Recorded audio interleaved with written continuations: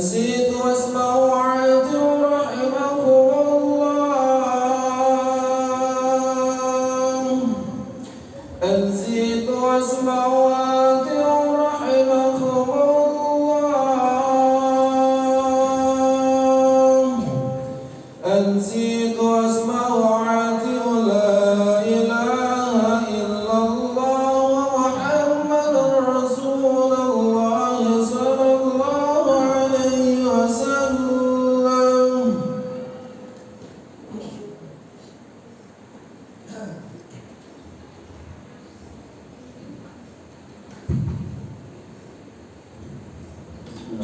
Assalamualaikum warahmatullahi wabarakatuh. Astaghfirullahaladzim, astaghfirullahaladzim. Allahumma salli ala sayyidina Muhammad. Allahumma salli wa sallim ala sayyidina Muhammad. Allahumma salli wa sallim ala sayyidina Muhammadin fil awalin wal akhirin wa barik wa sallim wa radiyallahu ta'ala an kulli sahabat Rasulillah ajmain. Amin amin ya rabbal alamin. Hamdan syakiran, hamdan na'imin, hamdan lima huwa yukafi wasidah. Ya Rabbana wa lakal hamdu wa ya syukru kama yanbaghi li zalali wajhikal karim wa 'azimi sultanik. Allahumma salli ala sayyidina Muhammad wa ala ali sayyidina Muhammad. Allahumma qawwil Islam minal muslimin wal muslimat wal mu'minin wal mu'minat al ahya'i minhum wal amwat innaka ala kulli syai'in qadir bi rahmatika ya arhamar rahim.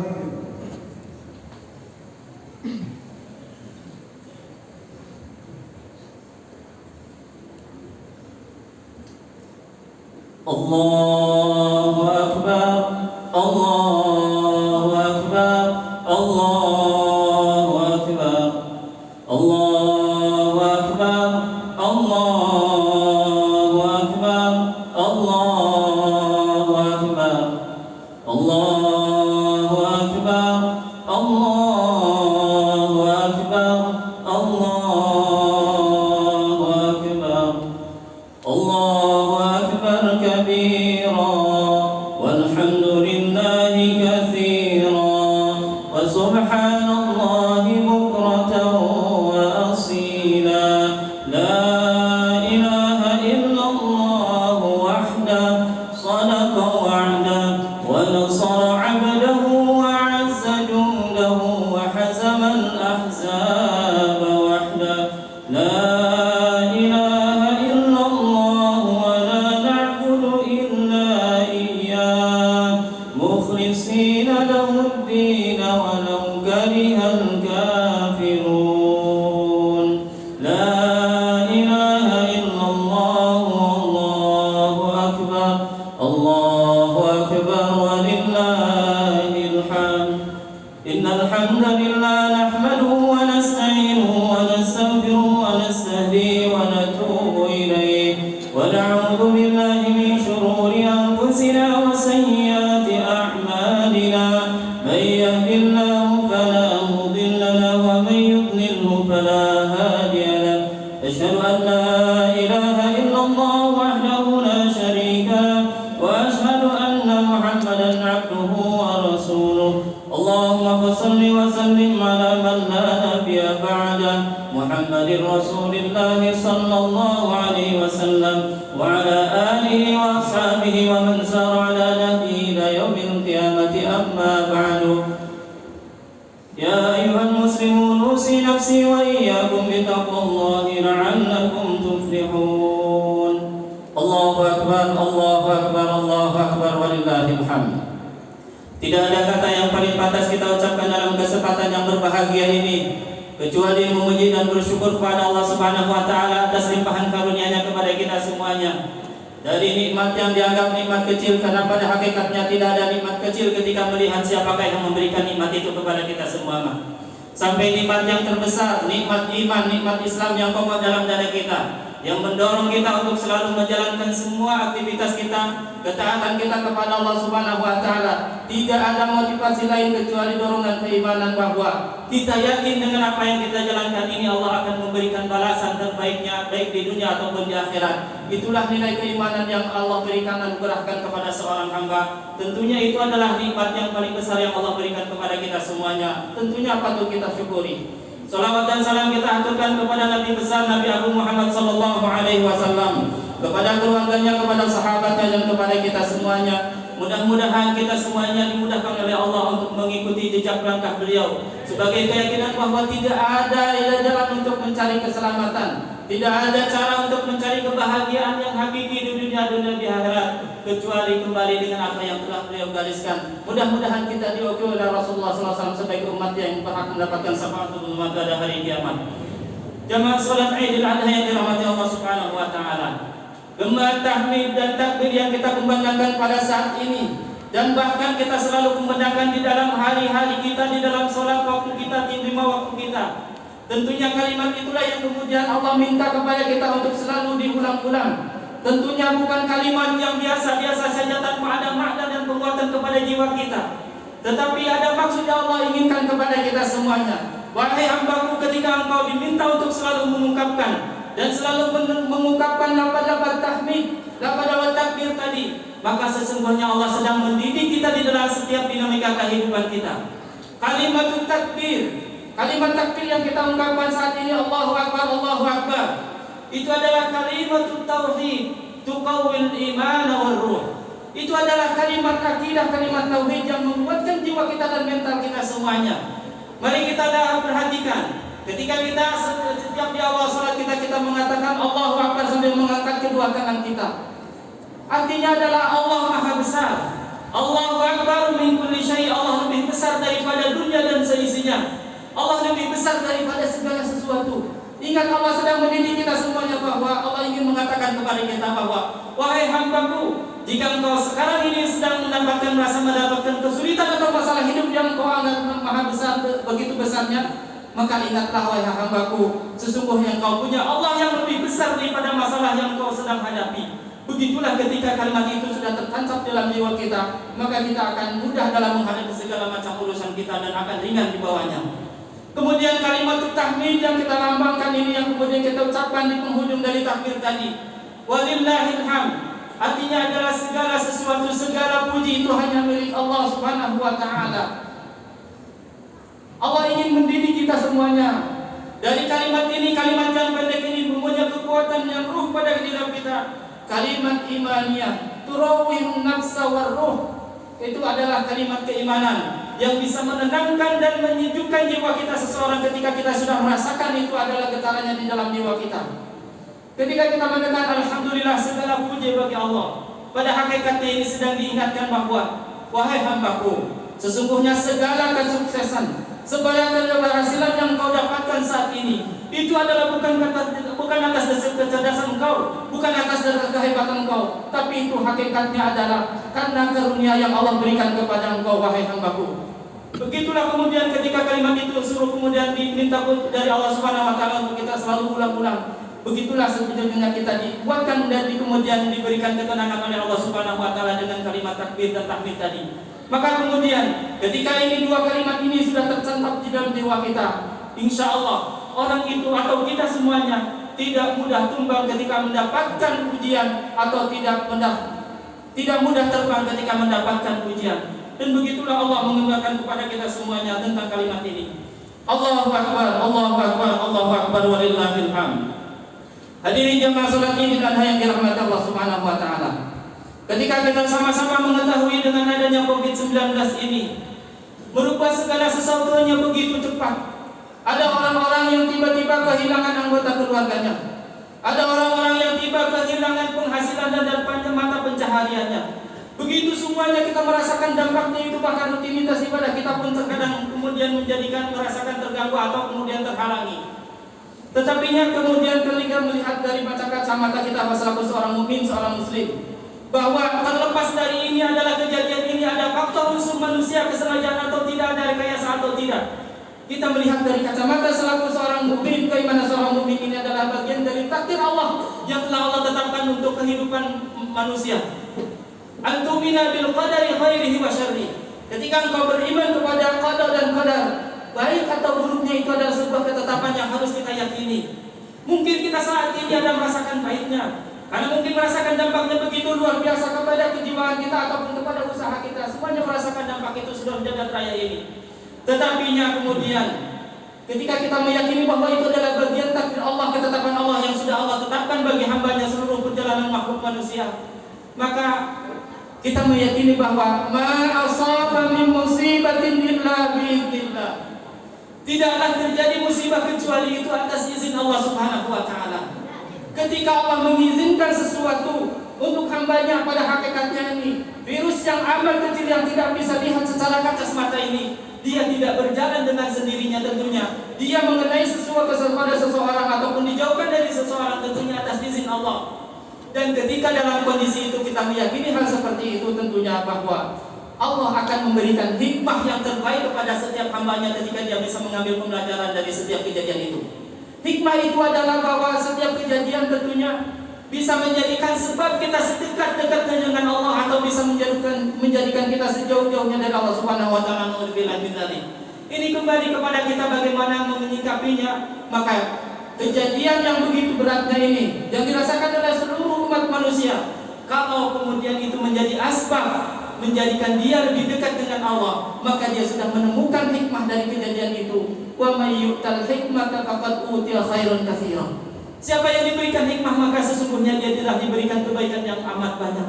Walaupun mungkin secara kasat mata dia kehilangan penghasilan, mata pencaharian, walaupun mungkin bahkan bisa jadi kehilangan anggota keluarga atau orang-orang yang kita cintai. Tapi ketika menjadikan asbab bagi dia adalah sudah menjadikan dia dekat dengan Allah, maka dia sesungguhnya diberikan hikmah yang terbanyak, yang terbaik dari Allah Subhanahu wa taala. Ini yang pertama. Yang keduanya tentunya hadirin jamaah salat Idul Adha yang dirahmati Allah Subhanahu wa taala.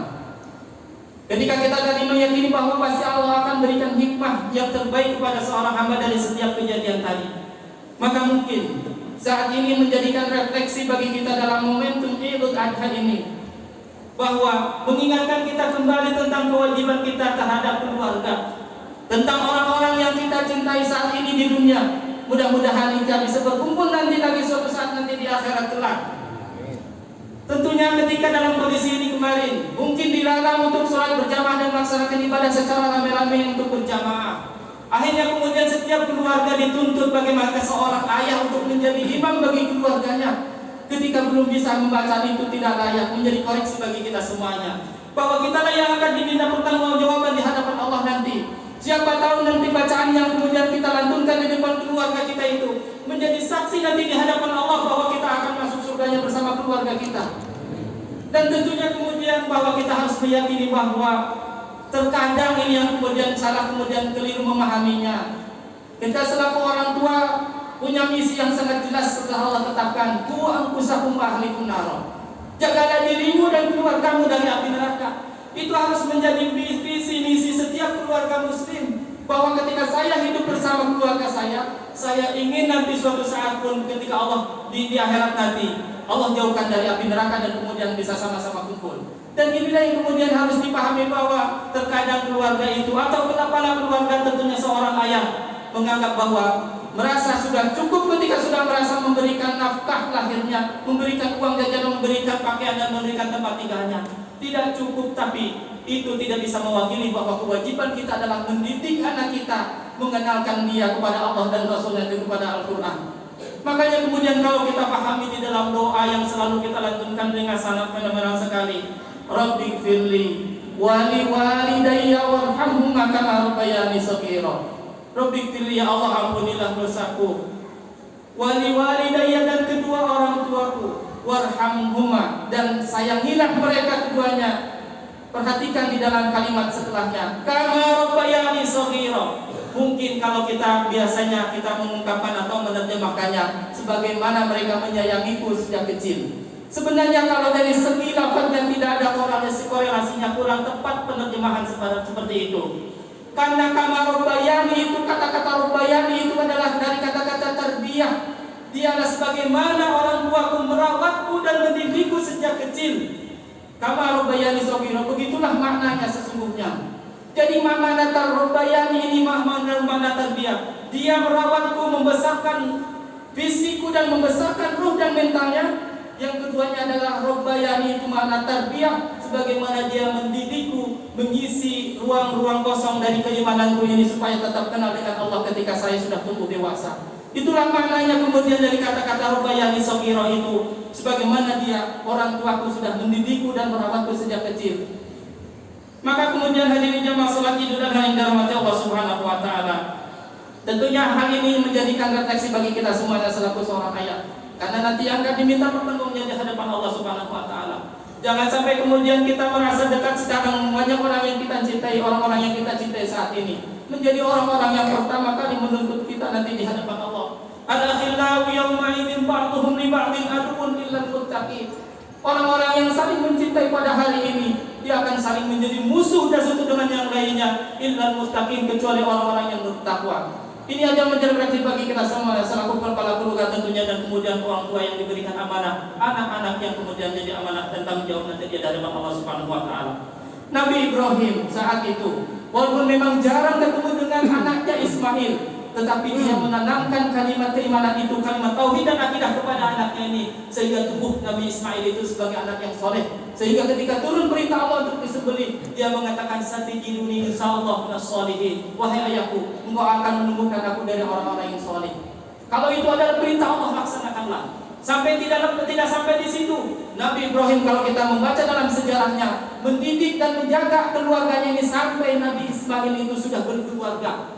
Kalau kemudian kita lihat di dalam ceritanya tentang palang pintu yang kemudian Nabi Ibrahim suruh untuk dibalikan, itu menunjukkan bahwa untuk menceraikan istrinya Ismail karena dia tidak taat kepada Allah dan Rasulnya dan tidak menjadi istri yang tidak bersyukur.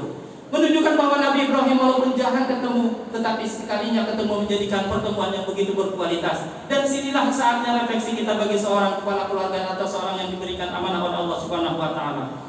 Allahu akbar, Allahu akbar, Allahu akbar, walillahil hamd. Hadirin jemaah salat Idul Adha yang dirahmati Allah Subhanahu wa taala. Kemudian hikmah yang terakhir yang ketiganya tentunya ketika Allah menciptakan segala sesuatu dan termasuk dalam Covid-19 ini, tentunya mungkin ini saatnya ketika Allah memberikan kepada kita semuanya untuk selalu meningkatkan dan mendekatkan diri kepada Allah dengan derajat takwa tadi. Bahkan pada level yang disebut dengan ihsan, level muraqabah atau musyahadah, level keimanan yang paling tinggi adalah anta'budallaha ka'annaka tarahu fa in lam takun tarahu fa innahu yarak. Engkau menyembah Allah seolah-olah engkau melihatnya. Kalau engkau tidak merasakan itu, ingatlah bahwa Allah selalu melihatmu. Maka coba kita perhatikan ada korelasinya antara kejadian yang saat ini kita alami, bagaimana kemudian mencari solusinya dengan momen Idul Adha dan momen Idul ibadah kurban ini. Ketika berfirman dengan ibadah kurban, Allah mengatakan la yanallahu luhumuha wala dima'uha walakin yanaluhu taqwa minkum. Tidak akan sampai kepada Allah darahnya dan dagingnya, maka yang akan sampai kepada Allah adalah ketakwaan. Hakikat dari ibadah kurban adalah bagaimana itu menjadikan sarana untuk mencari derajat yang takwa di hadapan Allah. Maka bagaimana kemudian Allah memberikan pandemi saat ini, bagaimana cara mencari solusinya? Di dalam surat At-Talaq Allah sedang memberikan prinsipnya bagaimana kemudian ketika keluar dari masalah itu, wa may yattaqillaha yaj'al lahu makhraja wa may yattaqillaha yaj'al lahu min amrihi yusra. Ada korelasi di antara keduanya. Bagaimanakah kemudian perintah kurban hakikatnya untuk mencapai derajat takwa, dan tidak ada cara untuk keluar dari segala macam masalah sebagai jalan solusinya kecuali dengan bertakwa kepada Allah Subhanahu wa taala, tentunya dengan segala macam ikhtiar lahirnya. Maka kemudian hari jamaah salat Idul Adha yang dirahmati Allah Subhanahu wa taala, karena pada hakikatnya kualitas keimanan seseorang itu dan kita semuanya diuji oleh Allah ketika dalam kesendirian atau kesunyian. Mungkin karena kemarin kita jarang diminta untuk jarang bertemu dengan orang, jarang komunikasi dengan orang lain, maka sesungguhnya Allah memberikan kepada pesan kepada kita semuanya, wahai hambaku, banyaklah engkau kemudian berzikir dan mengingat Allah. Disitulah saatnya engkau menjauhi dan mengurangi interaksi dengan orang lain. Salah satunya kalau kita melihat di dalam hadis-hadis itu, Rasulullah SAW untuk menunjukkan keimanan itu adalah di dalam hadis tentang sab'atun yudhilluhumullahu fi dhillihi yawma la dhilla illa dhilluh. Ada 7 golongan yang akan dinaungi oleh Allah ketika tidak ada naungan kecuali naungan Allah Subhanahu wa taala. Perhatikan rata-rata di antara mereka ini yang mendapatkan naungan Allah itu adalah orang-orang yang menunjukkan kualitas keimanannya ketika di dalam sendirian atau dalam kesunyian, ketika tidak ada orang lain. Mari kita melihat salah satunya adalah rajulun da'at imra'atun. Seorang lelaki yang kemudian diajak berzina oleh seorang perempuan zata mansibin wa jamal.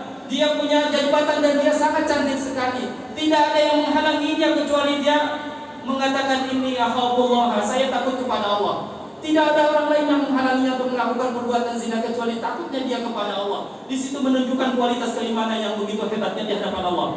Kemudian ada seseorang lelaki tasaddaq bi sadaqah. Seorang lelaki yang kemudian bersedekah dengan sedekah yang sembunyi-sembunyi. La ta'lamu shimalu ma tunfiqu yaminu. Tangan kirinya ini sampai tidak tahu dengan yang diinfakkan oleh tangan kanannya untuk menunjukkan sedekahnya yang sembunyi-sembunyi. Tidak apa-apa, tidak kelihatan orang lain, biarlah Allah yang mengetahuinya. Itu sedekah yang sembunyi-sembunyi. Mendapatkan naungan nanti di hadapan Allah sebagai 7 golongan yang akan mendapatkan naungan yang tidak ada naungan kecuali dengan Allah. Kemudian yang salah satu golongan lagi adalah secara langsung Allah mengatakan rajulun dzakarallaha khalian. Seorang laki-laki yang kemudian dia menyendiri. Tidak ada orang lain, tidak ada komunikasi dengan yang lainnya.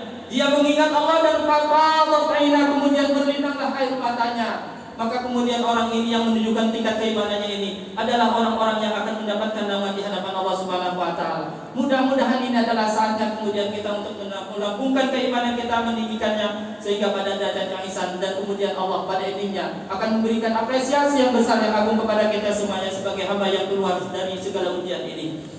Barakallahu li wa lakum wa lisairil muslimin wal muslimat min kulli dhanbin fastaghfiruhu innahu huwal ghafurur rahim.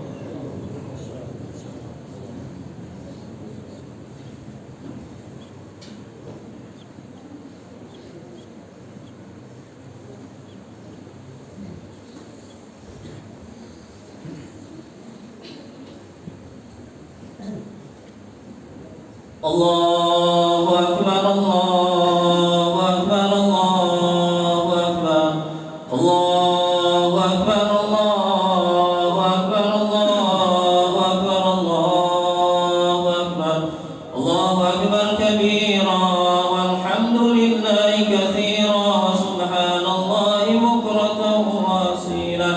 Alhamdulillahi haqqa hamdihi نشكره ونسأله العون على حسن عبادتك وذكرك ونصلي ونسلم على خير خلقه محمد صلى الله عليه وسلم وعلى آله وصحبه ومن سار على نهجه إلى يوم القيامة. أما بعد فيا أيها المؤمنون أوصي نفسي وإياكم بتقوى الله لعلكم تفلحون. واعلموا أن الله أمركم بأمر بدأ فيه بنفسه فقال عز من قائل إن الله وملائكته يصلون على النبي يا أيها الذين آمنوا صلوا عليه وسلموا تسليما. اللهم صل على سيدنا محمد وعلى آل سيدنا محمد كما صليت على سيدنا إبراهيم وعلى آل سيدنا إبراهيم في العالمين إنك حميد مجيد. اللهم صل على أنبيائك المرسلين وأهل طاعتك أجمعين. اللهم اجعلنا منهم برحمتك يا أرحم الراحمين. اللهم اغفر للمسلمين والمسلمات والمؤمنين والمؤمنات الأحياء منهم والأموات إنك السميع قريب مجيب الدعوات يا قاضي الحاجات.